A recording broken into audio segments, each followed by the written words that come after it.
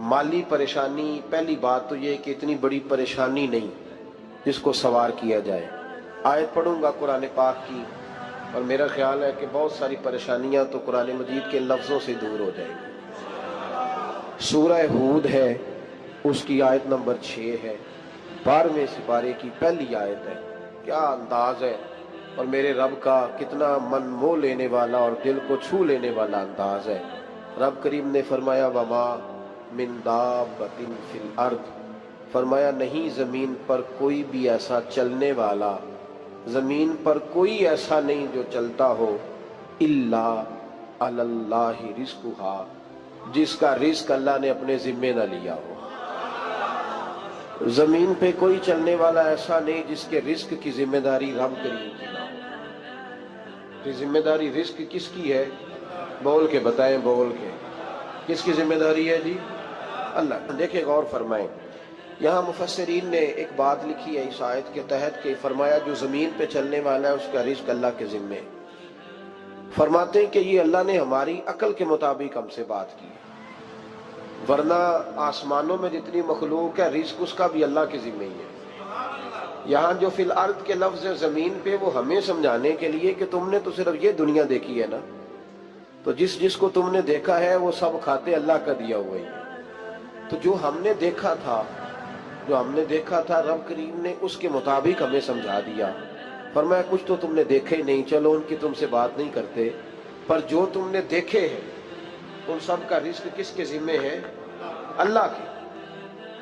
मेरे रसूल करीम सैयद आलम सल्लल्लाहु ताला अलैहि वसल्लम कुरान मजीद की जब तर्जुमानी करते, वजाहत करते, तो महबूब पाक सल्लल्लाहु अलैहि वसल्लम भी कोई इश्काल रहने नहीं देते थे, कोई इश्काल नहीं रहने देते थे। मेरे महबूब करीम अलैहिस्सलातु सलाम ने फरमाया अल्लाह पे भरोसा रख के सवेरे निकल जाना रिस्क की तलाश में। किस पे भरोसा रखना है? निकलना तुम्हारे जिम्मे है। ये ना कहना कि घर बैठूंगा तो यही आएगा, निकलना तुम्हारी जिम्मेदारी है। जितनी जिम्मेदारी है वो पूरी करना। अल्लाह पे भरोसा करके निकल जाना तुम्हारी जिम्मेदारी है। रब का जिम्मा है तुम्हें रिस्क देना, वो जरूर तुम्हें रिस्क पहुंचाएगा। या रसूल अल्लाह सल्लल्लाहु अलैहि वसल्लम किस तरह पहुंचेगा? तो जरा हुजूर के लफ्जों का हुस्न भी देखिए। नबी पाक सल्लल्लाहु अलैहि वसल्लम ने फरमाया जिस तरह मौत तुम्हें ढूंढ लेती है ना कि तुम कहाँ मौजूद हो, जब वक्त आता है तो इंसान पाकिस्तान में हो तब भी आ जाता है, जद्दा में हो तब भी आ जाता है, मक्का में हो या मदीना तैयबा में, वक्त फिर भी आ जाता है। फरमाया जिस तरह मौत तुम जहां भी हो तुम तक पहुंच जाती है ना, इस तरह तुम्हारा रिस्क भी तुम जहां मौजूद होते हो अल्लाह वहां पहुंचा देता है, पहुंचा देता है। तो या रसूल अल्लाह सल्लल्लाहु अलैहि वसल्लम किस अंदाज में? तो फरमाया निकल जाना तुम्हारी जिम्मेदारी है। फरमाया सवेरे परिंदे भी निकल जाते हैं और शाम को जब लौटते हैं तो अल्लाह उन्हें पेट भर के रोजी अता फरमाता है। हालांकि उनको नहीं पता होता हमारा कारखाना कहाँ है, हमने कहाँ जाके मजदूरी करनी है। उनको नहीं पता होता कि हमारा दफ्तर कहाँ है, हमने किस ऑफिस में बैठना है। उनको नहीं पता होता कि हमने कहाँ जाके माल खरीदना है और कहाँ से हमने फिर उसको दोबारा बेचना है। उन्हें खबर नहीं होती, अल्लाह पे भरोसा करके निकल जाते हैं। निकलना तो तेरे जिम्मे है कि नहीं? फरमाया वो तू ड्यूटी कर, शाम को अल्लाह जो रब परिंदों को रोजी देता है वो तुझे भी अता फरमाएगा। मैं कहता हूँ सोच कितनी कमजोर है उस आदमी की जो कहता है कैसे मिलेगा। कितनी कमजोर सोच है। जो रब बैल को रोजी देता है, बकरी को रोजी देता है, इस जमीन इस धरती पे अगर बसने वाला ऊंट भूखा नहीं सोता, चले ये तो पालतू जानवर होते हैं, इस धरती पर बसने वाली अगर बिल्ली और कुत्ता रोटी खा के सोते हैं तो तू तो अशरफुल मखलूकात है। तूने अपने ज़हन में क्या टेंशन पाल लिया है कि नहीं आएगा तो मर जाऊंगा, क्या बनेगा, किस तरह होगा?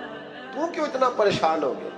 भाई माली परेशानी सबसे ज्यादा उस बंदे ने ओढ़ ली है जिसकी तवक्कुल की बात कमजोर हो गई है।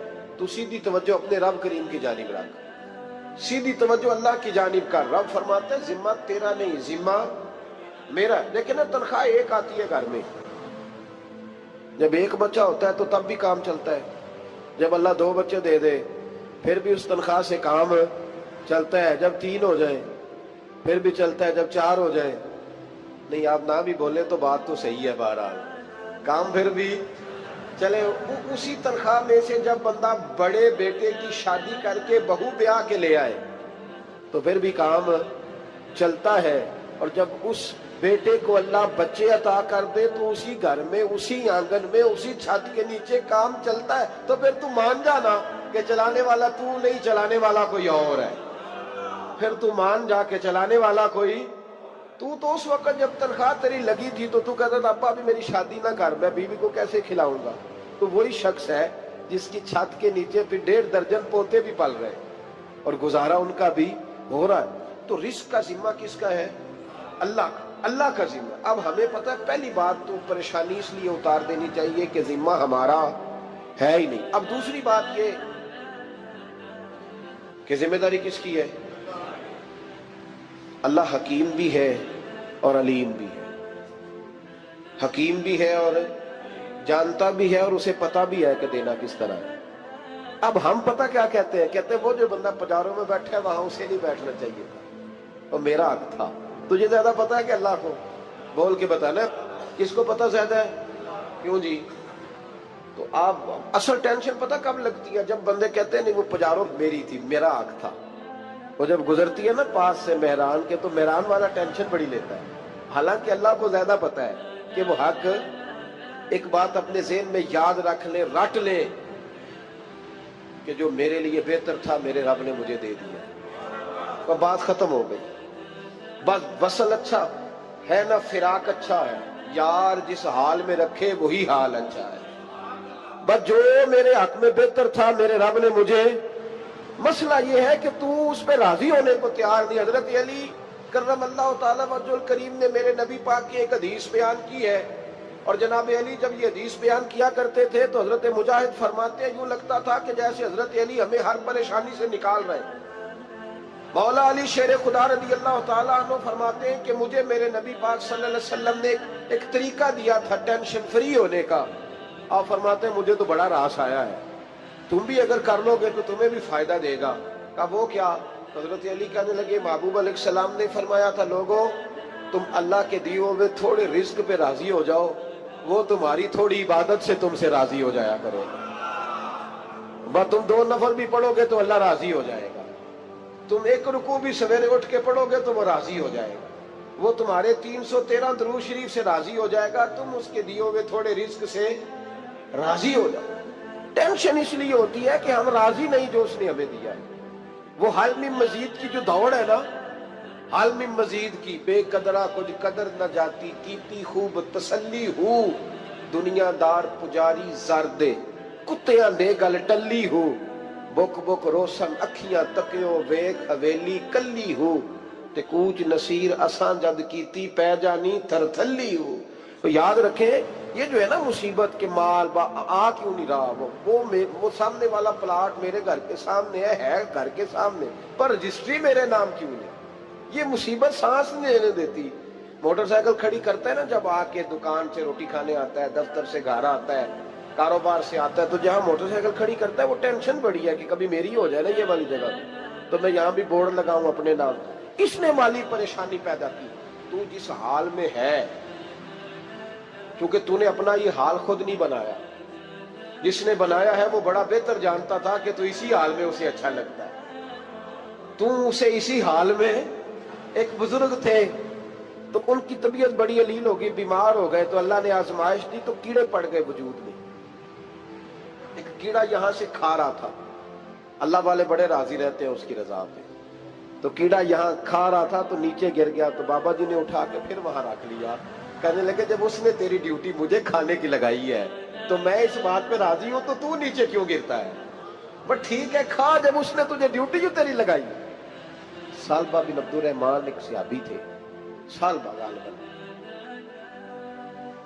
نبی پاک صلی اللہ علیہ وسلم کی خدمت میں آئے، کہنے لگے یا رسول اللہ صلی اللہ علیہ وسلم غربت بڑی ہے، میرے لیے دعا کریں اللہ زیادہ مال دے.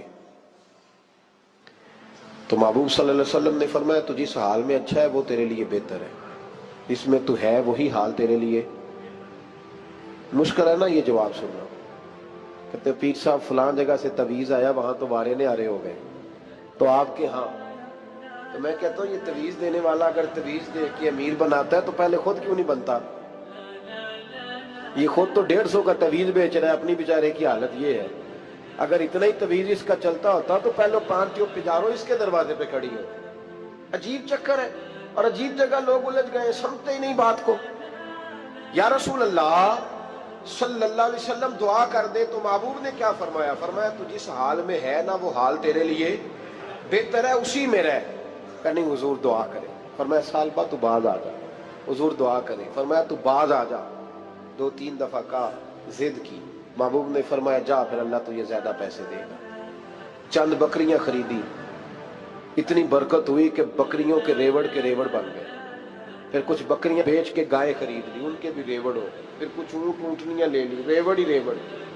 پہلے 5 وقت مسجد میں آتے تھے، اب فجر اور عشاء رہ گئی۔ پھر مال زیادہ ہوا تو مدینے شہر میں کوئی جگہ ہی نہیں، مدینے سے باہر حویلی خریدی، پھر جمعہ ہی رہ گیا۔ جمعے کے جمعے آتے، زکوٰۃ کا حکم آیا۔ میرے نبی کریم علیہ السلام نے حضرت ابو ہریرہ کو بھیجا، فرمایا جا اسے کہہ تیری زکوٰۃ بنتی ہے 2.5%۔ 10 کروڑ روپیہ ہو تو کتنی زکوٰۃ بنتی؟ بھئی 1 کروڑ کی 2.5 لاکھ ہوئی نا، تو 10 کروڑ کی کتنی ہوئی؟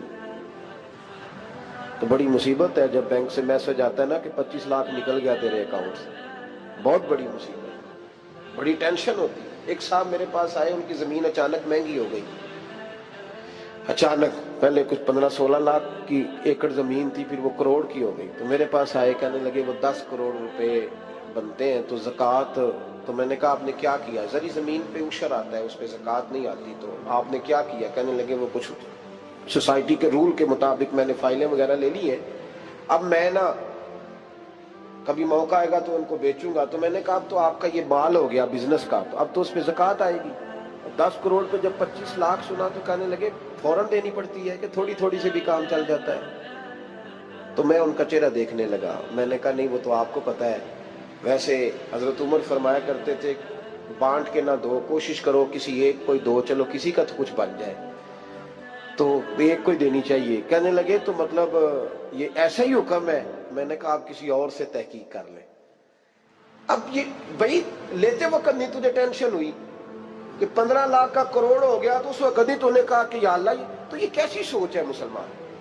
کس طرح کا اس کا؟ ہمارے ہاں جب کسی آدمی پہ حالات خراب ہوتے ہیں نا تو سب سے پہلے وہ اس طرح کرتا ہے کہ جو میں کہیں اللہ کے رستے میں دیتا ہوں پہلے اسے بند کروں۔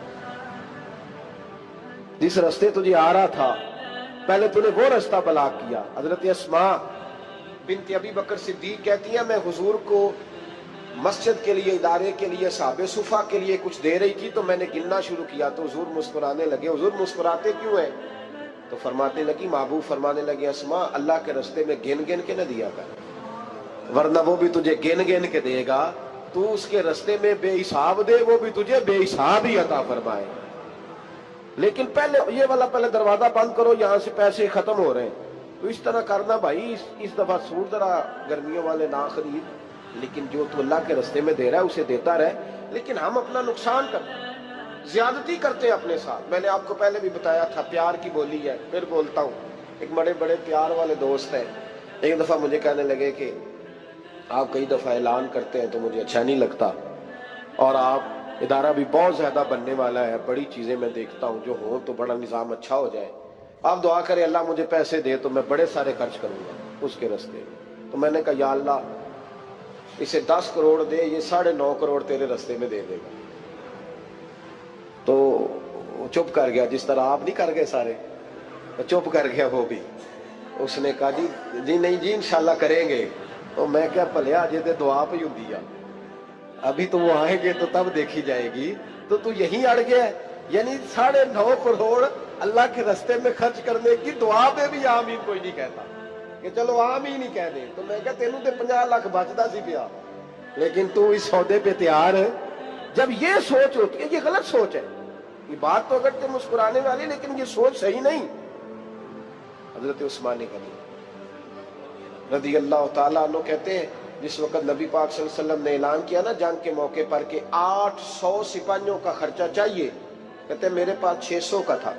یہاں ایک روایت میں حضور نے 1000 کا اعلان کیا تو میرے پاس 800 کا تھا۔ جب 2-3 دفعہ نبی پاک نے اعلان کیا تو کہتے ہیں میں نے کھڑے ہو کے کہا یا رسول اللہ پورا 800 میری طرف سے۔ کہتے میں نے 200 سپاہی کا خرچہ ادھار اٹھایا لیکن پورے 2 مہینے نہیں گزرے تھے، رب کریم نے مجھے کئی گنا کر کے پیسے واپس عطا فرما دیے۔ پر بات تو یہ ہے کہ تیری وہاں لو لگی ہو، تو تجارت کرتا ہے ان لوگوں کے ساتھ جو کیا دے سکتے۔ تو سالبہ کے پاس حضور نے پیغام بھیجا، پہلے تو کہا تیرے لیے بہتر نہیں مال، جب اصرار کیا تو اب بڑی برکت ہو گئی، بڑا آیا تو فرمایا زکوٰۃ دے، 2.5% زکوٰۃ ہے۔ اب جب سوچا کہ 5 اونٹوں پہ ایک بکری جائے گی اور بڑا سارا مجھے دینا پڑے گا، اب جب غور کیا تو یہ تو نہ کہا کہ میں نہیں دیتا۔ حضرت ابو ہریرہ سے کہنے لگے نبی کریم علیہ السلام کی خدمت میں عرض کرنا کہ میں خود آؤں گا۔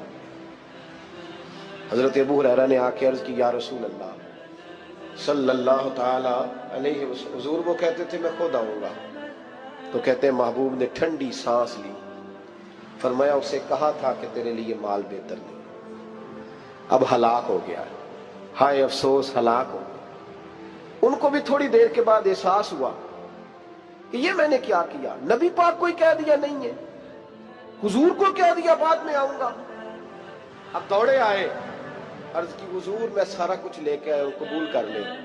محبوب نے فرمایا گویا بلال حبشی کی خشک کھجور بھی قبول ہے، اور صہیب رومی ایک اٹی باندھ کی لائے تو وہ بھی قبول ہے، اور عمار بن یاسر اور مصعب بن عمیر اگر 2 دینار دے جائیں اور کوئی پرانا جوڑا کسی سپاہی کے لیے چھوڑ جائے تو وہ بھی قبول ہے، لیکن تو اپنا لاکھوں لے کے چلا جا، تیرا کوئی نہیں قبول، معاف کر دیں۔ فرمایا جا معاف کیا، پر پیسے لے کے نہ آنا۔ اگلے سال پھر آئے، بندے ہوئے ہاتھ ہیں، محبوبہ میں دولت کا کیا کروں گا، آگ لگانی ہے، قبول کر لیں۔ فرمایا تو لے جا، تیرا نہیں قبول، گرا جو ان کی نگاہ سے وہ سنبھل نہیں سکتا۔ حضور نے وصال ظاہری کیا تو جناب صدیق اکبر کے پاس آئے، لاکھوں کا مال، ابو بکر قبول کر لو، تو جناب صدیق اکبر کہنے لگے اس کا کر لو جس کا نبی نے نہیں کیا، چل جا کوئی نہیں چاہیے۔ حضرت عمر کے زمانے میں قحط پڑ گیا، بارشیں نہیں ہوتی، غلہ نہیں ملتا، حالات خراب ہے، مالی طور پہ بحران آ گیا، غربتیں، مجبوریاں، تکلیفیں، آ کے روئے، عمر میرا قبول کر لو، مجھے معافی تو مل گئی تھی نا۔